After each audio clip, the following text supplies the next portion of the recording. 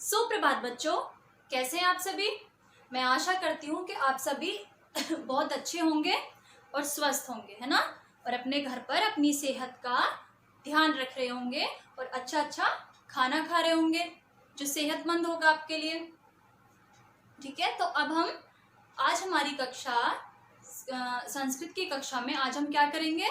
आज हम अपने पाठ 2 का अभ्यास कार्य करेंगे, यानी कि आज हमारा जो पाठ 2 है जिसका नाम क्या है, शब्दः परिचय। आज हम उसका अभ्यास कार्य पूर्ण कर लेंगे, आज वो हमारा पाठ खत्म हो जाएगा। ठीक है, तो हम अपने पाठ को स्टार्ट करने से पहले आज हम एक श्लोक पढ़ेंगे जो स्वामी विवेकानंद जी के द्वारा लिखा गया है। ठीक है, वो श्लोक आपका कुछ इस तरह से है, ध्यान से सुनिएगा। परोपकारः पुण्याय पापाय परपीडनम। ठीक है, एक बार फिर से सुनेंगे ध्यान से, मैं एक बार फिर बोल रही हूँ। ठीक है, परोपकारः पुण्याय पापाय परपीडनम। इसका अर्थ है कि परोपकार करने वाले को, यानी कि अच्छे कर्म करने वाले को पुण्य प्राप्त होता है और बुरे कर्म करने वाले को पाप प्राप्त होता है। यानी कि जो व्यक्ति दूसरों के साथ अच्छा करता है उसे पुण्य मिलता है और जो दूसरों को नुकसान पहुंचाता है उसे पाप प्राप्त होता है। ठीक है, तो अब हम अपनी संस्कृत की कक्षा स्टार्ट करते हैं।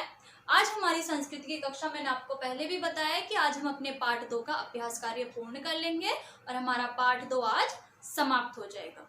ठीक है, तो आज पाठ को स्टार्ट करने से पहले, अपने अभ्यास कार्य को शुरू करने से पहले हम एक बार फिर अपने पाठ को अच्छे से रिवाइज कर लेते हैं। ठीक है, पुनरावृत्ति कर लेते हैं उसकी दोबारा से। तो उस पाठ में हमने क्या पढ़ा था, शब्द परिचय, यानी कि हमने उसमें शब्दों का परिचय पढ़ा था। ठीक है, तो अब बात आती है, मैंने उसमें आपको लिंग पढ़ाए थे। तो आपको मैंने ये भी बताया था कि संस्कृत में हमारे कितने लिंग होते हैं। कितने लिंग होते हैं प्रथम?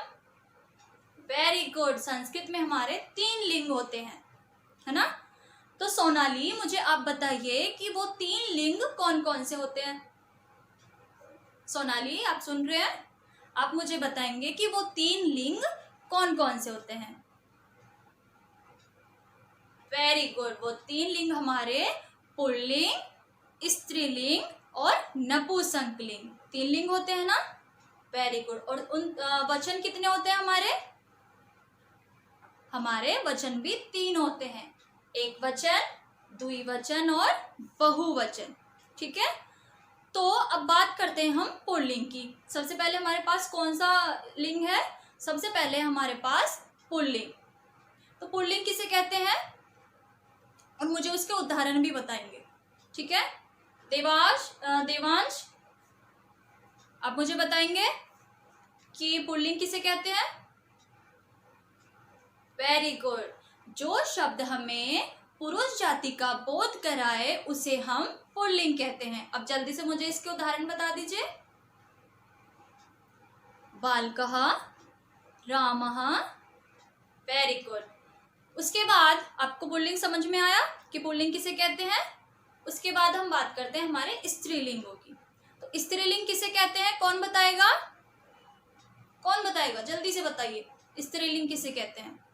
वेरी गुड, स्त्रीलिंग जो हमें स्त्री जाति का बोध कराता है उसे हम स्त्रीलिंग कहते हैं। इसके एग्जाम्पल क्या होंगे, सभी बोलेंगे।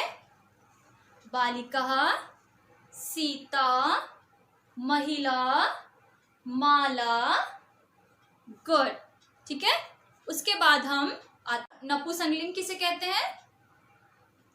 वेरी गुड, जो शब्द ना तो पुल्लिंग होते हैं और ना ही स्त्रीलिंग होते हैं, उन्हें हम क्या कहते हैं, उन्हें हम नपुंसकलिंग लिंग कहते हैं। और उनकी पहचान किससे होती है कि उनके अंत में, यानी कि शब्द के अंत में माँ हलंत के साथ लगा होता है। ठीक है, तो इसके एग्जाम्पल क्या होंगे, हम इसकी एक्सरसाइज कर चुके हैं नपुंसकलिंग की। तो इसके एग्जाम्पल क्या होंगे, फलम, पुस्तकम, छत्रम, व्यंजनम। ये हमारे क्या हैं, ये सब हमारे नपुंसकलिंग है। ठीक है, तो अब हमारा ये चैप्टर, ये पार्ट पूरा हो चुका है। तो अब हम इसके अभ्यास कार्य को कर लेते हैं, है ना। आइए अब हम इसका अभ्यास कार्य करते हैं। आपके पार्ट 2 का अभ्यास कार्य, ठीक है। हमारा पार्ट 2 पूर्ण हो चुका है। अब हम उसका ये लास्ट अभ्यास कार्य कर रहे हैं, जो है आपका पेज नंबर 27 पर। इसमें आपको सबसे पहला प्रश्न दे रखा है बच्चा, रिक्त स्थानानि पूर्यत, यानी कि रिक्त स्थानों की पूर्ति कीजिए, ठीक है। आपको यहाँ पर तीनों वचन दे रखे हैं और कुछ शब्द दे रखे हैं, हमें उन शब्दों के वचन लिखने हैं, ठीक है। तो हमारे पास सबसे पहला शब्द कौन सा है, फलम। तो फलम हमारा कौन सा लिंग है, नपुंसकलिंग, वेरी गुड। उसके बाद हमें फलम का द्विवचन बनाना है और बहुवचन बनाना है। तो फलम का द्विवचन क्या होगा, फले, और बहुवचन क्या हो जाएगा, फलानी, ठीक है। उसके बाद है हमारा दूसरा शब्द, जो है हमारा पुस्तकम। पुस्तकम, इसका द्विवचन क्या होगा, पुस्तके, और इसका बहुवचन क्या हो जाएगा, पुस्तकानी, ठीक। तो हम इसे कैसे पढ़ेंगे, पुस्तकम, पुस्तके, पुस्तकानी। उसके बाद है हमारा तीसरा शब्द, जो हमारा क्या है, वातायनम। क्या है ये, वातायनम, ठीक। इसका बहुवचन हमें दे रखा है वातायने, और इसका हम बहुवचन बनाना है, तो इसका बहुवचन क्या होगा, क्या होगा, वातायन आनी, ठीक है। फिर से पढ़ेंगे, वातायन आनी। तो वातायनम, वातायने, वातायन आनी। उसके बाद है हमारा चौथा शब्द, ये है हमारा संगणकम, यानी कि कंप्यूटर। इसका अर्थ क्या होता है, कंप्यूटर, और इसका हमें द्विवचन बनाना है, तो क्या बनेगा, संगणके, और इसका बहुवचन क्या बन जाएगा, संगणकानि, ठीक। तो हम इसे कैसे पढ़ेंगे, संगणकम, संगणके, संगणकानि। उसके बाद है हमारा पांचवा शब्द, जो हमें एक वचन बनाना है जिसका, और द्विवचन बनाना है, और हमें उसका बहुवचन दे रखा है पुष्पाणि, ठीक। तो हमारा एक वचन क्या होगा, पुष्पम, पुष्पे, पुष्पाणि। फिर से पढ़ेंगे, पुष्पम, पुष्पे, पुष्पाणि, ठीक। हमारा प्रश्न नंबर 1 हो चुका है। उसके बाद है हमारा प्रश्न नंबर 2। इसमें हमें क्या करना है, अधोलिखितानि पदानि लिंग अनुसारम विभाजित कुरुत, यानी कि निम्नलिखित शब्दों को लिंग के अनुसार विभाजित कीजिए, ठीक है। तो यहाँ पर आपको एक मंजूषा दे रखी है। मंजूषा को हम हेल्प बॉक्स बोलते हैं, ठीक है। हेल्प बॉक्स संस्कृत में हमारा मंजूषा कहलाता है। तो यहाँ पर आपको दे रखा है फलम, बालिका, वृक्षः, व्यंजनम, नरः, माला, छत्रम, कृषकः और महिला। उसके बाद आपको यहाँ पर 3 कैटेगरी दे रखी हैं। एक में आपको पुल्लिंग लिखने हैं, दूसरे में आपको स्त्रीलिंग लिखने हैं, और तीसरे में आपको नपुंसकलिंग शब्द लिखने हैं, ठीक है।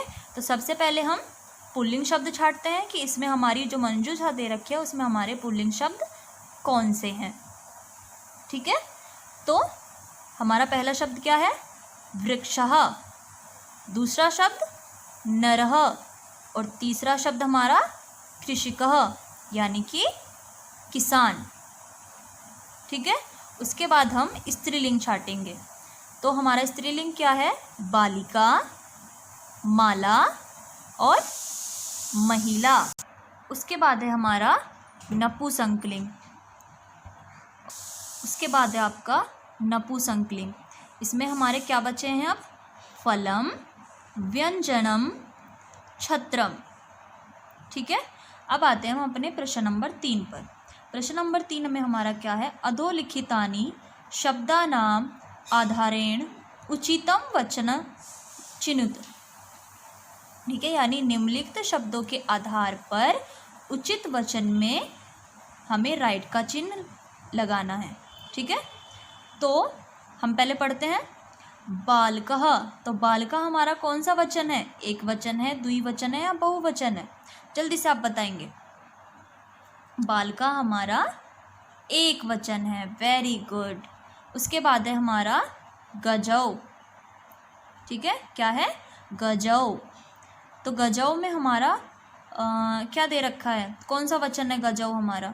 एक वचन है या द्विवचन है या बहुवचन है? जल्दी से आप बताएंगे। गजौ, वेरी गुड, गजौ हमारा द्विवचन है। ठीक है, उसके बाद है हमारा पत्राणी। पत्राणी में हमारा कौन सा वचन है? आणी। इसके अंत में क्या आ रहा है? आणी। तो ये हमारा कौन सा वचन है? एक वचन है, द्विवचन है या बहुवचन है? वेरी गुड, ये हमारा बहुवचन है। ठीक है, उसके बाद है हमारा पुष्पे। पुष्पे कौन सा वचन है? गुड, प्रथम। ये हमारा द्विवचन है। वेरी गुड प्रथम। उसके बाद है हमारा फलम। फलम कौन सा वचन है? गुड, ये हमारा एक वचन है। और अच्छा, अब ये लिंग कौन सा है? फलम। इसके अंत में कौन सा शब्द हो रहा है? गुड, ये हमारा नपुंसकलिंग है। Very good. उसके बाद आगे चलते हैं। आगे हमारा प्रश्न नंबर 4। प्रश्न नंबर 4 में हमें क्या करना है? संस्कृत में अनुवाद कीजिए। ठीक है, आपको यहाँ पर कुछ अनुवाद दिए गए हैं, हमें उन्हें संस्कृत में लिखना है। तो पहला है हमारा बहुत सारे फल। तो बहुत सारे, ये हमारा कौन सा वचन है? बहुत सारों की बात हो रही है। ठीक है, तो ये हमारा क्या हो गया? ये हमारा बहुवचन है। तो फल को हम क्या बोलेंगे संस्कृत में? बहुवचन की क्रिया में हम क्या लिखेंगे? फलानी। ठीक, उसके बाद है बहुत सारे कंप्यूटर। कंप्यूटर का मैंने आपको क्या बताया था? क्या कहते हैं? संगणकन। तो इसका हम बहुवचन लिखेंगे तो हमारा बहुवचन क्या जाएगा? संगणकानी। ठीक, उसके बाद है हमारा थर्ड, दो घर। तो घर को क्या बोलते हैं? ग्रहे। ठीक, तो हमारा क्या बन जाएगा? ये ग्रहे।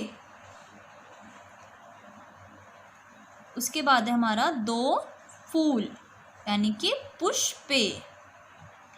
बहुत सारे नगर, नगराणी। प्रश्न नंबर 5 पर आते हैं। एक बार ये फिर से देख लीजिए आप। फलानी, संगणकानी, ग्रहे, पुष्पे और नगराणी। उसके बाद है हमारा प्रश्न नंबर 5।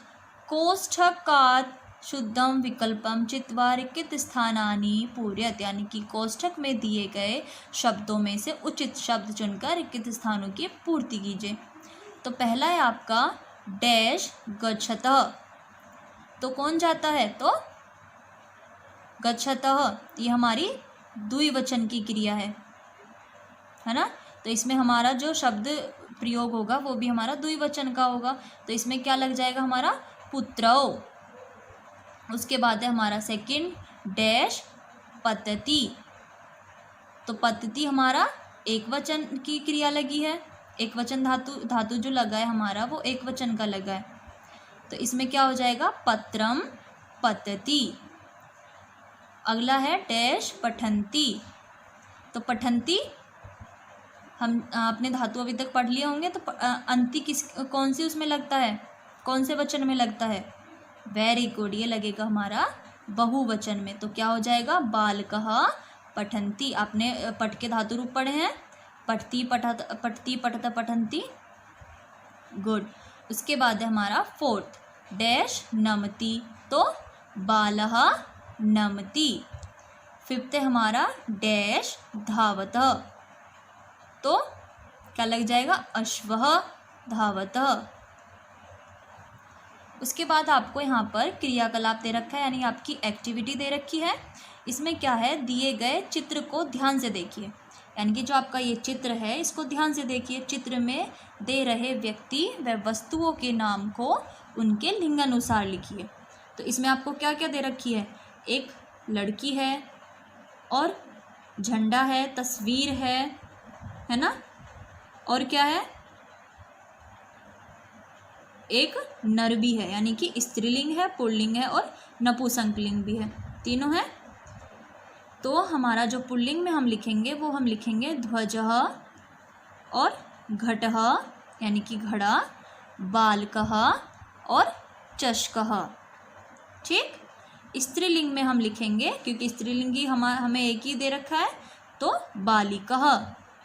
नपुंसकलिंग में हमारा चित्र दे रखा है, तो चित्रम।